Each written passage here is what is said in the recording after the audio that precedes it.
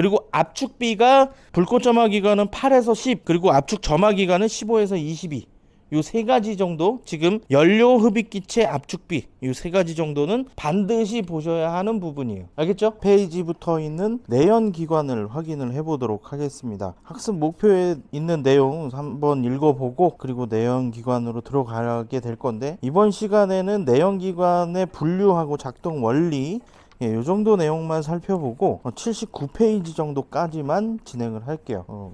교과서 순서대로 이야기를 한다는 게 아니라 순서를 조금 바꿔서 이야기를 한다는 거예요. 내연기관을 분류를 하는데 일단 열기관이라고 하는 게 등장을 해요. 그죠? 자, 열기관에는 크게 외연기관과 내연기관으로 나눠집니다. 외연기관하고 내연기관으로 나눠지고요. 자, 외연기관은 대표적으로 증기기관이라고 하는 게 있죠. 그죠? 알고 있죠? 네. 그 다음 내연기관의 대표적인 것들이 뭐 LPG 기관도 있고 가솔린 기관도 있고 등유 기관도 있고 다른 여러 가지 기관들이 있지만 농업기계에 사용되는 기관을 지금 알아보고 있는 거고요. 그 중에서 가솔린 기관과 디젤 기관을 알아볼 거예요. 네. 자, 가솔린 기관의 연료가 뭐예요? 휘발유예요. 디젤 기관의 연료는 경유를 사용을 하죠. 자, 저번에 기관에 대해서 설명을 할 때, 또 연료에 대해서 설명을 할 때에도 살짝 이야기를 했지만, 휘발유의 특성을 이용해 가지고 만든 기관이 가솔린 기관이고, 경유의 특성을 이용해서 만든 기관이 디젤 기관이라고 했죠. 그죠? 그래서 그때 당시에 인화점하고 발화점에 대해서 정확히 파악을 하고 있어야 된다고 얘기를 했죠. 그죠? 휘발유의 경우에는 영하 15도에서 10도씨의 인화점을 가지고 있어요. 그죠? 그래서 불꽃을 튀겨줬을 때 불이 붙는 온도를 이야기한다고 얘기를 했잖아요. 그죠? 자, 경유는 발화점이 300도씨 이하라고 이야기를 했어요. 기억나죠? 기억나죠? 네. 발화점이라고 하는 것은 고온 고압으로 압축을 한 상태에서 자연 발화할 때, 그런 때의 온도를 발화점이라고 하고요. 경유를 사용하는 디젤 기관에서는 저번에도 이야기했지만 고온 고압으로 압축한 상태에서 공기만 어디에 넣어요? 어디에? 연소실에 넣어서 자연 발화를 시킵니다. 자연 발화. 요거하고 가솔린 기관을 비교를 하면 얘는 불꽃을 튀겨주는 어떤 것이 설치가 되어 있나요? 네, 불꽃을 튀겨주는 점화 플러그라고 하는 게 있죠. 그죠? 네, 점화 플러그, 스파크 플러그라고 하는 게 있는데, 여기에서 불꽃을 튀겨주면 얘가 불이 붙죠. 그때 연소실에는 어떤 걸 넣어요? 혼합가스. 그죠? 혼합가스. 그래서 연료하고 그 다음에 뭘 넣죠? 기억이 안 나요. 연료하고 공기를 같이 넣지. 요거 차이점 알고 있어야 돼요. 알겠죠? 그래서 가솔린 기관 같은 경우에는 인화점이라는 말, 그리고 옥탄가라고 하는 말, 이런 것들이 나오면 가솔린 기관의 특징이고, 디젤 기관에는 이제 점성이라든가, 그죠? 점도, 세탄가, 이런 말이 나오면 디젤 기관으로 분류를 하고 기관의 특징으로 살펴보시면 되겠어요. 알겠지? 이 내용을 알고 있는 상태에서 이 내용을 보시면 조금 더 빠르게 이해를 하실 수가 있습니다. 74페이지에 있는 내용이 열기관에 대한 설명이에요. 그래서 그 내용들이 읽어보시면 될 것 같고, 별다른 설명은 안 해도 되겠죠? 외연기관하고 내연기관 이렇게 그림으로 표현되어 있는데, 지금 설명한 이 내용으로 이해를 하시면 되겠어요. 그림하고 매칭시켜서. 알겠죠?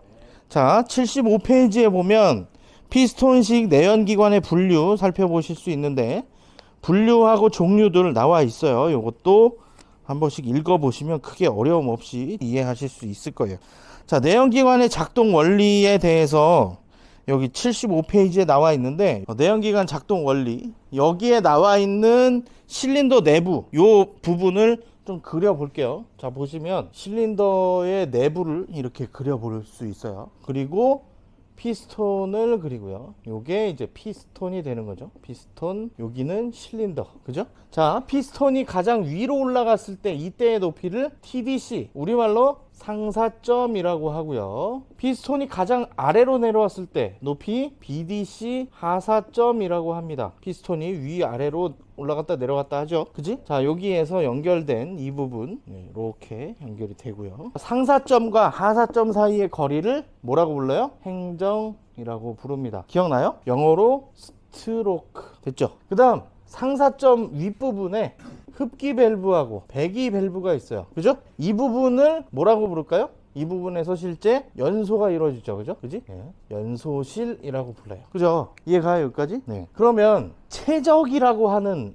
개념이 뭔지 알아요, 혹시? 최적? 최적은 부피를 이야기해요. 부피. 그러니까 지금 실린더 내부를 이렇게 바로 보고 있는 상황이라 이렇게 네모나게 그렸지만 실제로는 얘가 원통이잖아. 이 부분의 부피를 이야기하는 거야. 그래서 실린더 최적이라고 하면 실린더 전체의 부피를 이야기를 하는데 이게 배기량이에요. 그래서 실린더 최적은 어떻게 구하냐? 지금 상사점과 하사점 사이의 거리를 행정이라고 했잖아요. 그지? 이 부분의 최적을 행정최적이라고 하고요. 뭐라고요? 행정최적. 조금 전에 실제 연소가 이루어지는 이 부분은 연소실이라고 했어요. 그죠?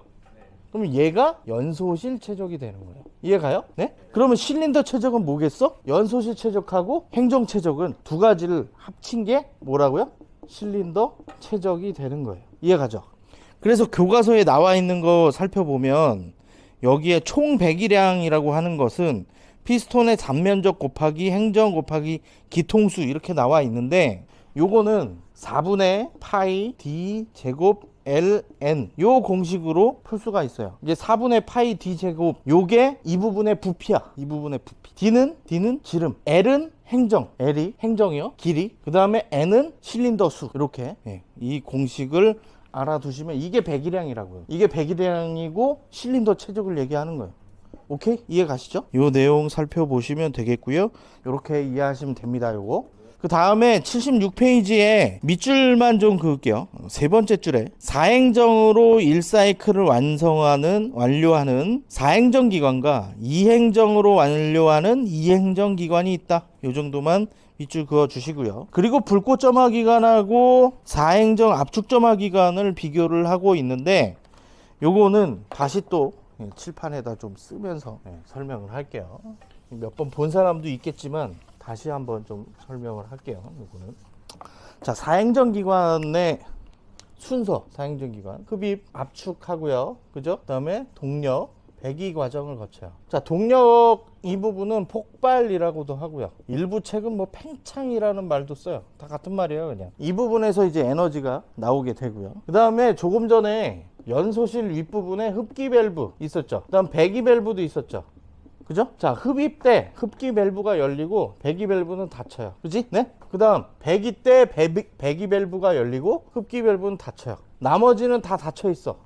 이해 가죠? 여기까지 이해 갈 거야. 그죠? 왜? 압축하고 이 동력이 나올 때는 완벽하게 막혀 있어야지. 그죠? 그래야 얘가 압축이 되고 폭발이 이루어지죠. 그죠? 그 다음 흡기 밸브가 열려 있어야 흡입 때 공기가 들어올 거고. 그지? 그죠? 네. 이렇게 진행이 됩니다. 그런데 배기 행정 말기 때 흡기 밸브를 살짝 열어요. 왜 그럴까? 신선한 공기가 들어와야 빨리 내보낼 수 있겠지. 원활하게. 그죠? 그지? 이해 가죠? 그래서 이 부분을 뭐라고 부른다고요? 밸브 오버랩이라고 불러요. 요거 배기행정 말기 때 흡기 밸브 잠깐 연다. 요거 꼭 기억을 하시면 되겠고, 자, 지금부터는 피스톤의 위치를 볼 건데 여기에다가는 피스톤의 위치를 어디에 그리느냐 그게 중요한 게 아니라 화살표가 어디로 가느냐 이걸 보셔야 돼. 뭔 얘기인지 알겠죠? 예. 그래서 흡입 같은 경우에는 위에서 아래로 내려옵니다. 그래야 빨아들일 거 아니야. 그지? 그 다음 압축 같은 경우에는 아래에서 위로 올라가요. 그죠? 그래야 압축이 되지. 그죠? 그 다음 폭발을 하는 동력 행정 때 피스톤은 다시 또 아래로 내려와요. 그지? 이때 에너지가 또 나오게 되고요. 마지막에 배기 행정 때는 다시 밀어 올리면서 배기 밸브가 열리고 밀어내죠. 그래갖고 배기를 배출시키는 거야. 그러면 피스톤의 위치가 이렇게 아래로 내려오고 위로 올라가고 다시 또 아래로 내려오고 올라가고 이 과정을 반복을 하게 되고요. 요거 자체가 이제 행정이 4번 왔다 갔다 한다고 해서 4행정 사이클이라고 부르는 거예요. 그런데 잘 보시면 이때에 각각 다 동력이 나오는 게 아니죠. 에너지가 나오는 때는 언제야? 언제예요? 요때 에너지가 나와요. 이때 나온 에너지를 요렇게 사용할 수 있게 해주죠. 그죠? 예, 어디에 저장을 해요? 어디에 저장을 할까요? 책에는 혹시나 하고 봤는데 없어요. 예, 지금 이 부분에는 없고 82쪽 펴보세요. 이거 다음에 또 보게 될 건데 82쪽 거기에 보면 크랭크 축에 플라이 휠이라고 하는 부분이 이렇게 물려 있어요. 그지? 네. 일단 이 부분에 플라이 휠하고 크랭크 축이 이렇게 연결이 되어 가지고 요거 같은 경우에는 전월이 몇 개, 전월이라고 하는 게 여기 이렇게 물리는 여기 동그랗게 오일 통로라고 되어 있는 그 부분 있죠? 보이나요? 예, 그 부분의 개수를 세면 되는데 요거 같은 경우에는 4개가 연결이 되어 있어요. 중심 축을 기준으로 이렇게 올라가 있는 부분, 또 이렇게 내려가 있는 부분, 요 부분을 세면 돼요. 알겠지? 그래서 얘가 피스톤을 연결하고 있는, 피스톤하고 크랭크 축을 연결하고 있는 커넥팅 로드, 이 커넥팅 로드가 여기 연결이 되는 거예요. 이렇게. 이해 가시죠? 그렇게 살펴보시면 되겠습니다. 요 에너지를 플라이 휠에 저장을 했다가 크랭크 축 또 같이 돌려주면서 나머지 행정대도 사용할 수 있게 해준다 라고 정리를 하시면 뭐 크게 어렵지 않게 이해를 하실 수가 있겠어요. 자, 76페이지에 불꽃점화기관, 사행정 불꽃점화기관에서 체크할 포인트만 얘기해 줄게요. 흡입 행정 때 인젝터에 동그라미 치세요. 인젝터.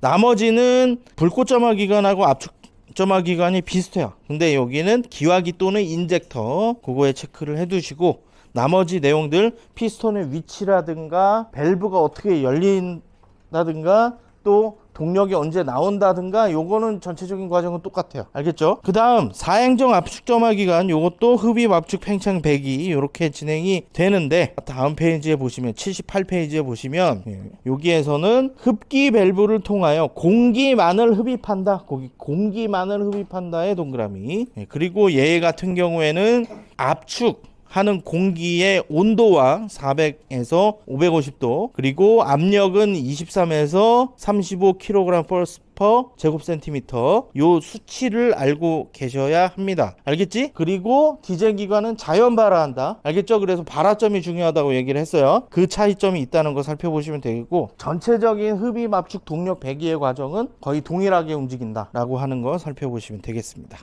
그리고 여기에서는 사행정기관과 이행정기관의 비교를 하고 있는데요. 잘 보시면 이행정기관이 사행정에 비해서 1.6에서 1.7배 출력이 발생을 해요. 그리고 구조가 간단하고 취급이 용이하기는 한데, 얘가 흡 배기 상태가 불안정하고 불안전 연소가 많이 이루어진다는 얘기죠. 따라서 소음이 크고 또 연료 소비량이 많다라고 하는 거 살펴보시면 되겠어요. 됐죠? 그 다음 불꽃점화기관하고 압축점화기관을 비교한 표가 있는데, 여기에서는 연료하고 흡입 기체를 체크해 놓고 꼭 살펴보세요. 알겠지? 그리고 압축비가 불꽃점화기관은 8에서 10, 그리고 압축점화기관은 15에서 22. 요 세 가지 정도, 지금 연료 흡입 기체 압축비 요 세 가지 정도는 반드시 보셔야 하는 부분이에요. 알겠죠? 그래서 요 정도 살펴보고요. 다음 시간에 내연기관 본체의 구조 들어가 보도록 하겠습니다. 고생하셨고요. 질문 있으시면 아래에 댓글 남겨주세요.